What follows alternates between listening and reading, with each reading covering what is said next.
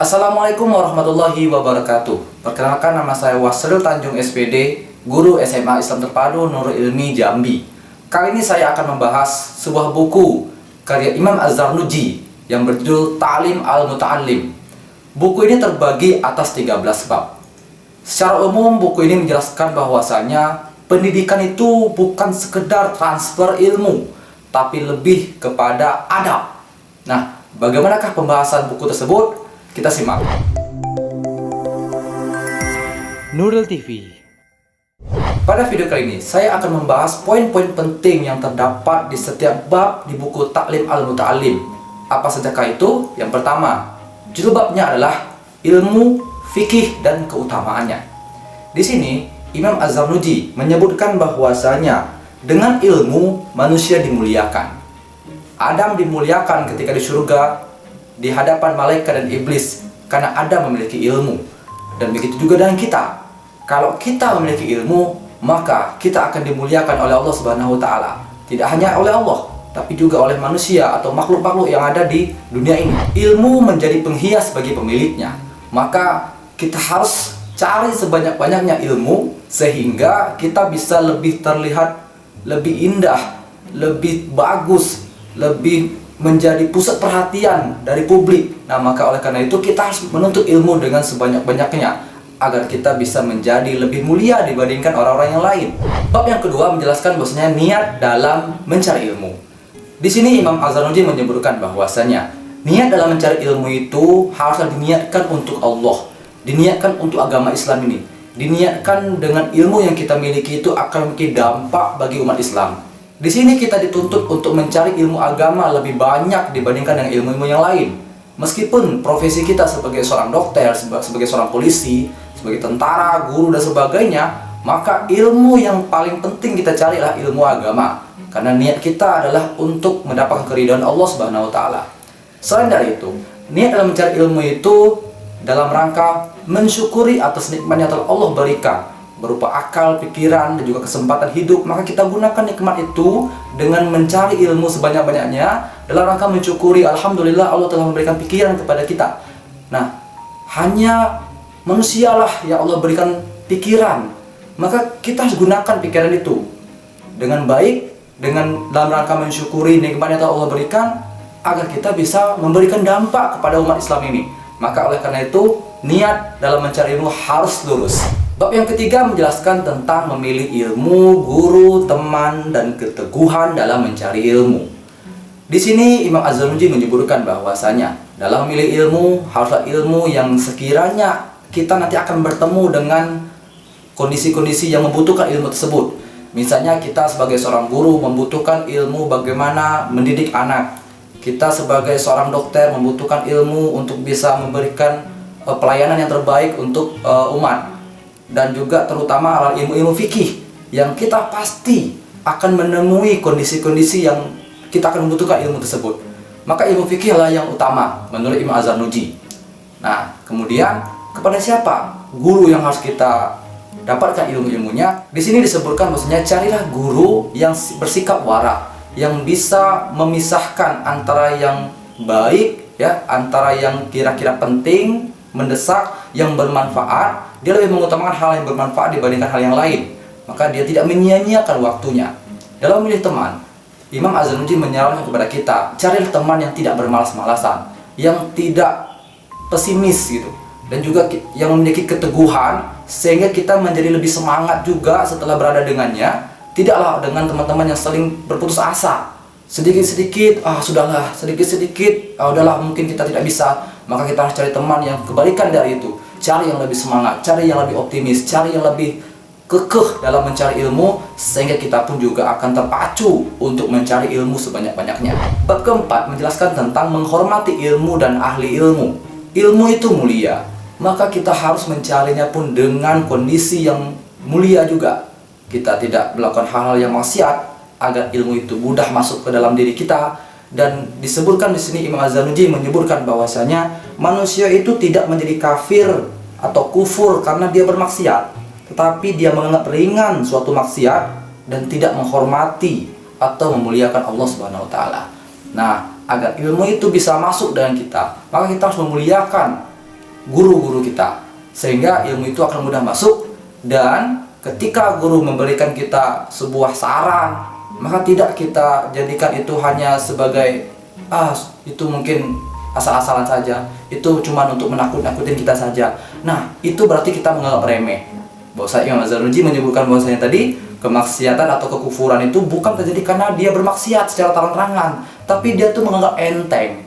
Nah, maka ketika guru menyarankan kita, maka kita diusahakan tidak menganggap itu enteng, agar kita bisa terpelihara dengan ilmu yang kita miliki dari hal-hal yang maksiat. Bab kelima menjelaskan tentang kesungguhan, ketekunan, dan juga cita-cita. Di sini Imam Az-Zarnuji menyebutkan kepada kita bahwasanya cita-cita harus tinggi. Sehingga kalau cita-cita kita tinggi, maka kita nanti akan banyak mendapat ilmu dalam mencapai cita-cita itu. Kalau cita-cita kita rendah, maka tentu kita akan berusaha, ilmu ini, kayaknya ilmu ini saja deh yang perlu saya gali, nggak perlu banyak-banyak. Nah, tapi kalau cita-cita kita itu banyak atau tinggi, maka kita akan berusaha untuk mencari ilmu sebanyak-banyaknya agar bisa mencapai cita-cita tersebut.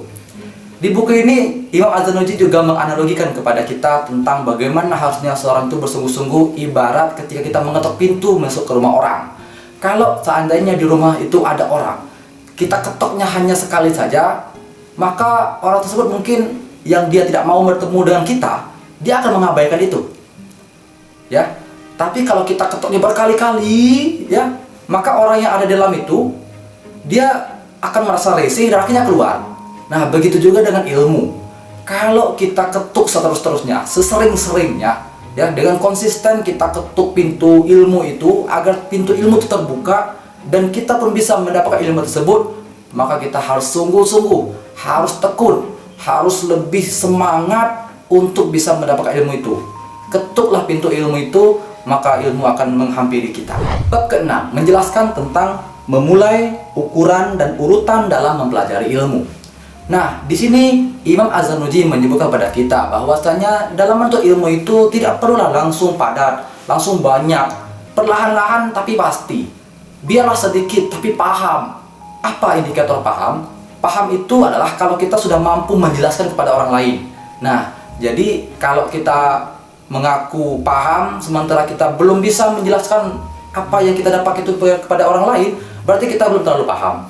Maka indikatornya adalah pastikan setelah kita mempelajari ilmu itu, kita bisa menjelaskan kembali sehingga itu membuktikan kepada orang-orang bahwasanya kita orang yang paham. Nah, itu yang dijelaskan di bab yang ini. Bab ke-7, Imam Az-Zarnuji menyebutkan bahwasanya kita harus tawakal. Tawakal di sini adalah kita harus fokus, ya, harus fokus, tidak memikirkan hal yang lain. Misalnya, kira-kira kalau saya menghafal Quran ini nantinya jadi apa ya? Kira-kira kalau saya baca ilmu agama ini, kira apa gunanya ya bagi kehidupan saya, bagi pekerjaan saya? Nah, kita tidak usah pikirkan itu. Fokus saja mencari ilmu dalam ilmu, sehingga kita nanti akan merasakan kenikmatan dalam mencari ilmu. Nah, kenikmatan dalam mencari ilmu ini sebuah nikmat, ya, sebuah anugerah dari Allah SWT, tidak kepada semua orang. Bisa jadi kepada kita yang sedang menikmati kelezatan mencari ilmu itu. Maka oleh karena itu, kalau kita sedang merasakan nikmat dalam mencari ilmu, bersyukurlah, teruslah konsisten, sehingga kita bisa mendapatkan kenikmatan atau kelezatan dalam mencari ilmu. Dan itu harus kita pertahankan sehingga kita bisa mendapat ilmu yang banyak, dan itu sebagai modal kita untuk bisa mencapai cita-cita kita. Bab ke-8 menjelaskan tentang waktu dalam menuntut ilmu. Imam Az-Zarnuji menyebutkan bahwasanya waktu yang tepat untuk mencari ilmu itu adalah ketika masih masa remaja, ya. Meskipun disebutkan bahwasanya mencari ilmu itu baiknya dari buayan hingga liang lahat, tapi tentu dari buayan kan kita belum tahu apa-apa. Tapi memang kalau kita memanfaatkan atau memaksimalkan potensi kita itu di masa remaja, mencari ilmu sebanyak-banyaknya, maka itu akan lebih mudah masuknya. Maka mulai dari remaja. Nah, kita yang mungkin sudah dewasa ini, kita fokus, kita ajarkan kepada anak-anak, ya, bagaimana kita berikan ruangan kepada anak-anak remaja untuk bisa mendapat ilmu sebanyak-banyaknya, sehingga mereka nanti bisa mendapatkan ilmu yang banyak untuk bekal mereka di masa yang akan mendatang. Imam Az-Zarnuji juga menyebutkan bahwasanya waktu yang tepat, waktu yang efektif untuk mencari ilmu itu adalah ketika waktu sahur, ketika antara maghrib dan isya, dan juga di saat malam hari. Nah, itu bisa kita manfaatkan karena kondisi sedang tenang, kita bisa fokus dan kita bisa maksimal dalam mendapatkan ilmu. Bab ke-9 menjelaskan tentang memiliki sifat kasih sayang dan tulus. Teman-teman semua, kalau kita memiliki musuh yang barangkali seringkali merendahkan kita, yang barangkali seringkali menjatuhkan kita di hadapan publik, maka caranya kita tidak perlu melawan dia dengan kata-kata. Cukup buktikan dengan rasa kasih sayang kita, rasa tulus kita buktikan dengan adab yang kita miliki. Perbanyak ilmu, perbanyak prestasi, dan tunjukkan adab yang begitu lembut, begitu rasa kasih sayang, begitu tulus, ya. Maka orang-orang pun nanti akan menilai bahwasanya kita ini adalah orang yang berilmu. Dia tidak merespon hal-hal yang orang anggap itu dia tidak baik, ya, dianggap seperti ya orang yang gagal sebagainya. Udah, kita abaikan itu, fokus saja mencari ilmu, dan kita akan mulia dengan ilmu itu asalkan kita tetap menunjukkan adab yang kita miliki. Bab 10 menjelaskan kepada kita tentang mengambil dan mempelajari adab. Nah, di sini Imam Az-Zarnuji menyebutkan bahwasanya kita tidak akan memperoleh kemuliaan kecuali dengan cara kita menundukkan hawa nafsu. Nah, agar kita bisa mencapai adab yang tinggi, maka kita harus berhasil menundukkan atau melawan hawa nafsu kita. Dan nanti kalau kita sudah berhasil menaklukkan hawa nafsu kita, maka kita akan bisa terlihat seperti orang-orang yang mulia. Ditambah lagi dengan ilmu yang kita miliki, maka tentu orang-orang akan menilai kita sebagai orang yang baik, orang yang mulia, orang yang bersih. Nah, maka oleh karena itu utamakan kepada adab, ya. Karena banyak di zaman sekarang orang yang berilmu tapi tidak punya adab, itu dianggap remeh. Tapi kalau kita memiliki adab yang bagus, meskipun ilmu kita sedikit, maka orang masih segan dengan kita, masih mau berkomunikasi dengan kita atau berhubungan dengan kita. Apalagi kalau kita berilmu dan beradab, maka orang-orang akan menyanjung-nyanjung kita, dan bahkan kita pun akan mulia di hadapan Allah Subhanahu wa taala dan juga di hadapan manusia. Oleh karena itu, perbanyak ilmu, lalu juga kita tunjukkan dengan adab yang baik. Bab ke-11 menjelaskan kepada kita tentang bersikap wara ketika menuntut ilmu. Di sini Imam Az-Zarnuji menyebut kepada kita untuk menghindari hal-hal yang tidak bermanfaat, sehingga hal-hal tersebut tidak mencuri waktu kita. Maka Imam Az-Zarnuji menyebutkan bahwasanya kita hindarkan, kita jauhi para pencuri-pencuri waktu kita itu. Analoginya sangat bagus nih, pencuri waktu. Karena apa? Kita seringkali melakukan hal yang tidak bermanfaat, ya, dengan berlebih-lebihan, menghabiskan waktu hanya untuk mengobrol saja, ya, banyak makan sehingga membuat kita jadi ngantuk, ya, artinya banyak tidur. Itu pencuri waktu. Maka kita hindarkan itu, ya. Jangan dicuri, waktu kita jangan dicuri, harus dimanfaatkan dengan sebaik-baiknya. Yaitu dengan cara banyak melakukan hal yang bermanfaat, ya. Maka hindarkan hal yang tidak bermanfaat, fokus pada diri kita. Biarlah orang lain merasakan keenakan, tapi kita berusaha untuk mendapatkan sebuah kelezatan ilmu. Kita yang sekarang sebagai siswa, ketika ada teman-teman kita yang bermain-main ketika belajar, kita fokus. Karena kalau kita ikut, berarti kita sedang dicuri waktu kita. Maka oleh karena itu, jauhkan para pencuri ilmu atau pencuri waktu, agar waktu kita bisa bermanfaat, ya, bisa maksimal kita gunakan untuk mencari ilmu. Pada bab ke-13, Imam Az-Zarnuji menyebutkan tentang hal-hal yang menguatkan hafalan dan menjadikannya mudah lupa. Di sini ada beberapa poin yang menyebutkan apa saja yang membuat kita tuh mudah lupa. Sering berbuat maksiat, sering melakukan dosa, gelisah dalam urusan dunia, juga banyak kesibukan-kesibukan dunia yang membuat kita terlena untuk mencari ilmu. Nah, adapun yang membuat kita mudah hafal adalah kesungguhan dalam mencari ilmu, ketekunan dalam mencari ilmu, sedikit makan, banyak sholat malam, sering zikir, sering tilawah, berdoa, dan juga mengkonsumsi makanan-makanan sehat. Itu ternyata bisa membuat kita mudah ingat, mudah hafal dengan materi-materi ilmu. Barangkali kita sulit untuk menghafal karena dosa yang banyak kita lakukan. Maka oleh karena itu kita bersihkan dengan hal-hal yang bersifat ibadah, yang nanti kita insya Allah akan dilindungi oleh Allah SWT, sehingga kita pun bisa mudah dalam mendapatkan ilmu-ilmu yang bermanfaat. Bab terakhir, bab 13, menjelaskan tentang hal-hal yang dapat mendatangkan rezeki dan menolak rezeki, serta ya hal-hal yang dapat memperpanjang dan mengurangi umur. Nah, di sini ada beberapa poin. Yang pertama, tentang penghalang rezeki. Penghalang rezeki itu ini dosa, ya, sering berbohong, banyak tidur, pelit, dan juga sering berlambat-lambatan atau bermalas-malasan untuk berbuat kebaikan. Nah, adapun hal-hal yang dapat mempercepat rezeki, yaitu kita sering bersedekah dengan wajah yang berseri-seri dalam kehidupan sehari-hari, tutur kata yang baik-baik, dan juga sering melakukan ibadah-ibadah sunnah. Itu ternyata bisa membuat rezeki kita menjadi lancar.